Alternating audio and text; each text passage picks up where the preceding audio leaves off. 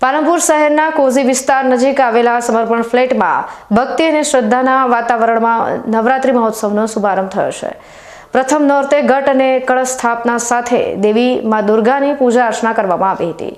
શારદીય નવરાત્રીના પ્રથમ દિવસે સમર્પણ ફ્લેટના રહેવાસીઓએ સંપૂર્ણ વિધિ વિધાન અને વૈદિક મંત્રોચ્ચાર સાથે ઘટ સ્થાપન અને કળશ સ્થાપન કર્યું હતું।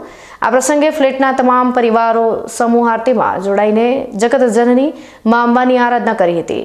આ 10 દિવસ ચાલનારા પવિત્ર પર્વ દરમિયાન દરરોજ રાત્રે ગરબા અને આરતીનું આયોજન કરવામાં આવ્યું છે।